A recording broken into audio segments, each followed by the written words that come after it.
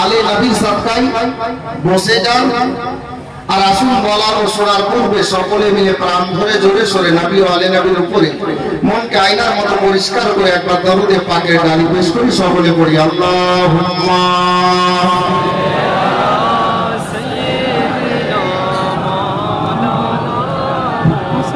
মুহাম্মাদ ওয়া আলা আলি সাইয়্যিদিনা মুহাম্মাদ ওয়া আলা আলি সাইয়্যিদিনা পাক রব্বানা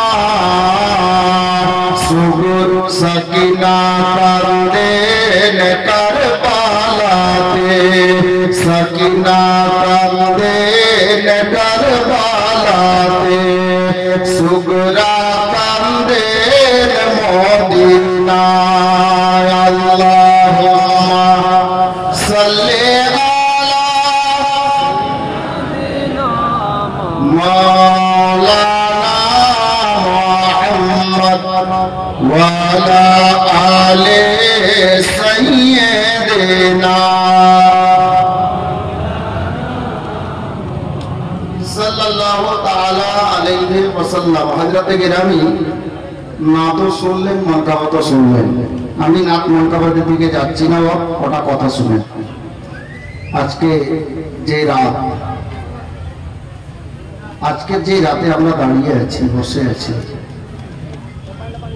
এই রাত আজ থেকে প্রায় 1400 বছর পূর্বে যখন সরজমিনে কারবালাই এলো, গাও করবেন, মেয়েদের তরফ থেকে শব্দ আসছে, কথা বলিও না। 1400 বছর পূর্বে এই রাত যখন সরজমিনে কারবালাতে এলো,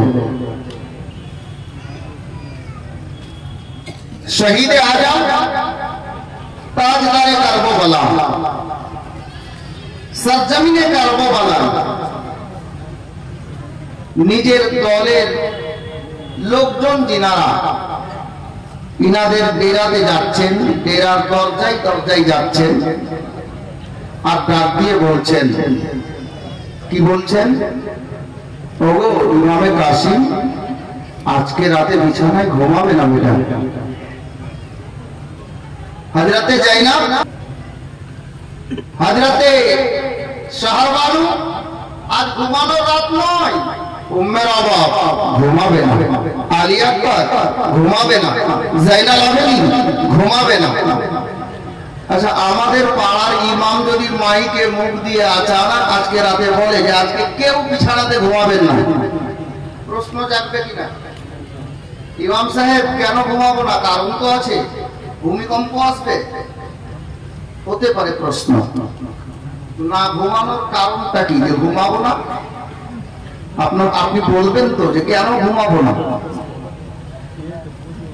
সেম কেস সেই দিন কারবালার ময়দানে আমার হুসাইনে পাক রাদিয়াল্লাহু তাআলা আনহু কারবালার সরজমিনে ওনার আহলে আয়াল যিনারা ছিলেন, ওনার দিওয়ানা যিনারা ছিলেন, ওনার সঙ্গে ওনারা জিজ্ঞেস করেছিলেন, হুজুর আজকে কেন ঘুমাবো না? কারণটা কি? আর ঘুমাবো না তো আমরা করবোটা কি? আমার হুসাইন বলছেন, ওগো বেটা কাসিম, বেটা আলী আকবর, জাইনাব, রোকাইয়া, উম্মে কুলসুম তিনারা সঙ্গে ছিলেন, সকলকে ডাক দিয়ে বলছেন আজকে ঘুমাবে না। আজকে জানো আজকে 10ই মুহররমের রাত। এই তারিখে আল্লাহ তাবারক ওয়া তাআলা নিজের বান্দা বান্দীগণের দুআকে কবুল করে থাকেন। আজকে কেউ ঘুমাবে না, তো হুজুর আমরা করব কি? তো করবে কি জানো? আমার হুসাইন বলছেন, প্রত্যেকটা বাবা ইয়াদ রাখেন, মনে রাখেন, হুসাইনের মতো বাবা তো দুনিয়াতে আমরা কেউ হতে পারবো না। তবে যদি চেষ্টা করি উনার গোলামের গোলামের গোলামের গোলামের কদমের ধুল যদি হয়ে যায়, এটা আমাদের ঈমান ও আকীদা যে কাল হাসরের ময়দানে আল্লাহ পাক আমাদেরকে হুসাইনের দলেই দাঁড় করবে। হযরতে হুসাইনে পাক বলছেন নিজের আহলে আয়ালকে লক্ষ্য করে কারবালার ময়দানে, তোমরা আজকে ঘুমাবে না, তবে করবে কি জানো? কেউ নফল নামাজে সময় অতিবাহিত করো, কেউ আল্লাহর জিকির আজকাল করতে থাকো। তবে আমার নবীর হুকুম, আমার নবী নিজের পবিত্র জবানে বলে যত নফল ইবাদত আছে, যদি কেউ আল্লাহর পাক কোরআন তেলাওয়াত করতে জানো, পড়তে জানো, তো তুমি ওই নফল ইবাদত তো করবেই। সমস্ত নফল ইবাদতের মধ্যে আল্লাহর কোরআন তেলাওয়াত করা বেশি উত্তম করে বলে সুবহানাল্লাহ।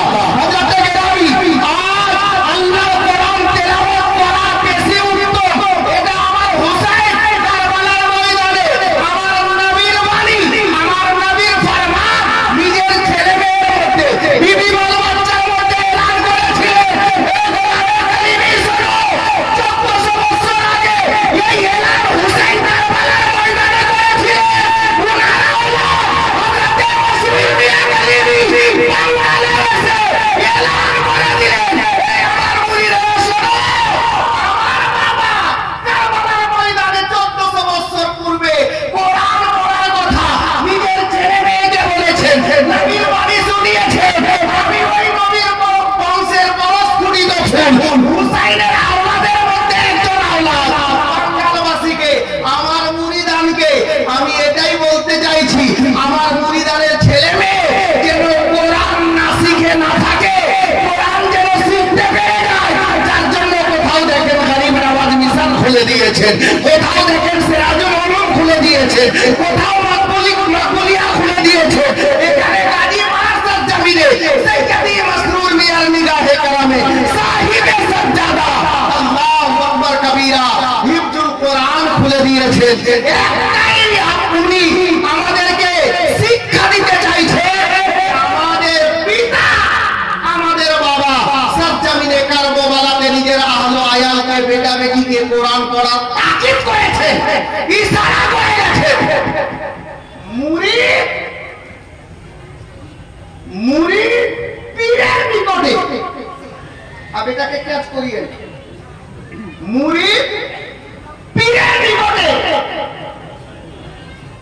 প্রত্যেক মুরিদ নিজের পীর ও মুর্শিদের নিকটে ওনার বেটা হলো সুবহানাল্লাহ। আচ্ছা, আজ পর্যন্ত শুনেছেন হুজুর কাকে কি বলে ডাকেন? 60 বছরের লোক যদি যান তো বলবেন বেটা বেটো, বলে না? বলেন কিনা উনি? আর 5 বছরের বাচ্চাও যদি যায় বেটা বাইঠে, বেটা চলো। হযরত গেরামি পীর, পীরের নিকটে মুরিদ হলো রূহানি আওলাদ। বলে বলুন, পীর হলেন রূহানি মা।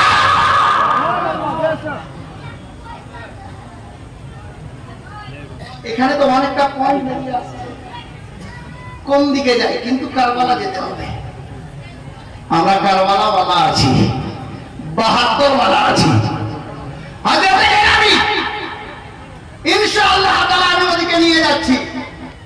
মুরিদ হলো পীরের নিকটে রূহানি আওলাদ, মানে বেটা। তো নিজের বাপকে কে কে ভালোবাসেন হাত তুলে দেখান তো। মেয়েরা না, মেয়েরা না, ছেলেরা। আচ্ছা, এবার নামান। আমি তো শুধুমাত্র বললাম যে নিজের বাপকে কে ভালোবাসেন। একটা বাপ তো হলেন আপনার জন্মদাতা বাপ, যিনি আপনাকে জন্ম দিয়েছেন, ঠিক না? এটা হলো জিসমানি বাপ। আশা করছি বুঝতে পারছেন।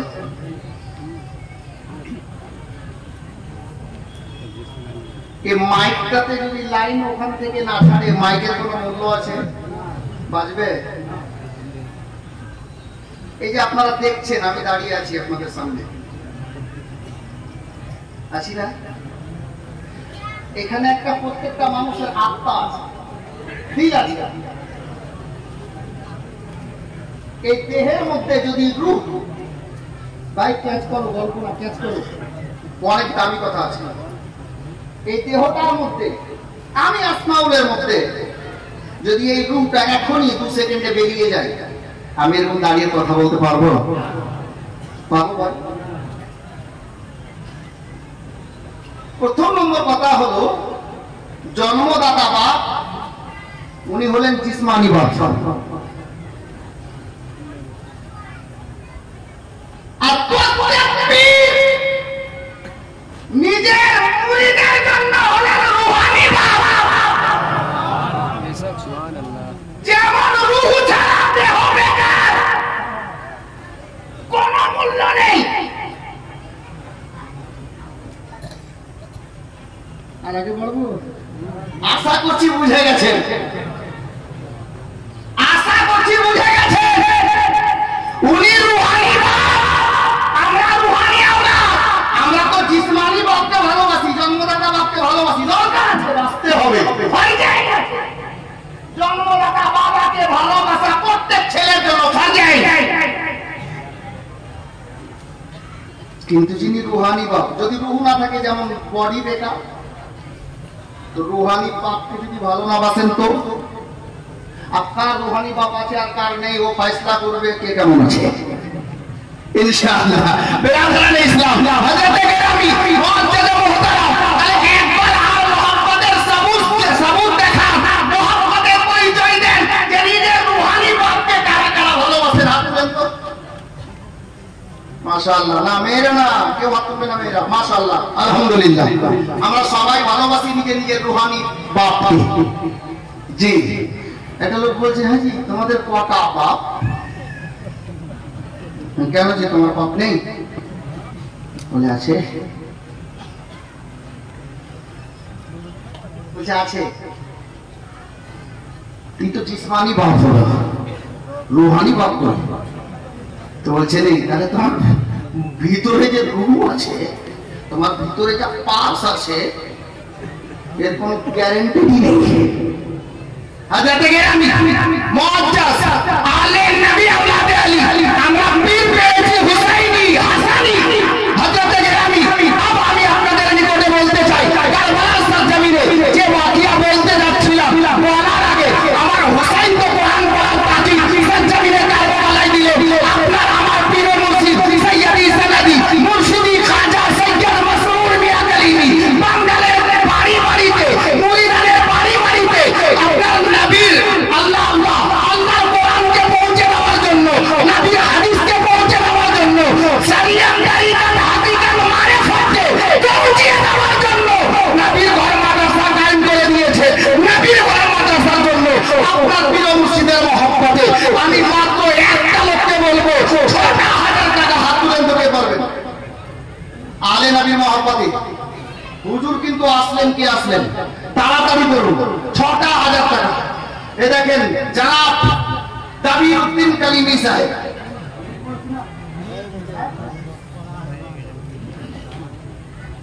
কে লিখছে?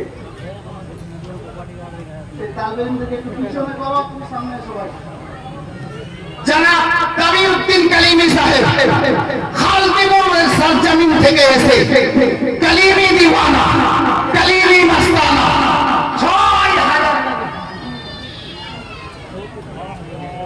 কমিটির লোকের সঙ্গে। বাবর কোথায় আছো? তুমি ওইখানে চলে এসো। বাবর আলী মানে দাবির উদ্দিন সাহেব বলছেন, যদি এটা অনলাইনে নেই, এখানে ছেড়ে দূরে বসে, দূরে বসে। উনি দিতে চাইছেন এখনই, যদি অনলাইন মানে ফোন পে গুগল পে যদি নেন, তাহলে টাকাটা নিয়ে নেন। মুআজ্জাজ খালদিপুরের সরজমিন থেকে জনাব দাবির উদ্দিন কালিমি সাহেব ৬০০০ টাকা। আলে নবীর প্রেমিক একদম দ্বিতীয় নম্বরে ৬০০০ টাকা কে পারবেন। হুজুর আসবেন তো হুজুরকে বলবো, হুজুর আপনি যেখানেই থাকেন, আপনার পাগলেরা আপনাকে অতটাই ভালোবাসে। জয় বলেন সুবহানাল্লাহ। ইনশাআল্লাহ আমি বলছি, ঘাবড়াবেন না। জি, অনেক লোক মনে মনে ভাবছে আসমাউল মানকাবাত না কিছুই বললো না, বলবো ইনশাআল্লাহ। জি, যে কোনো জিনিসের একটা সময় আছে। একজন আলে নবীর প্রেমিক 6টা 1000 টাকা দ্বিতীয় নম্বরে কে আছে? একজন হাত দেখান, জোড়া হন।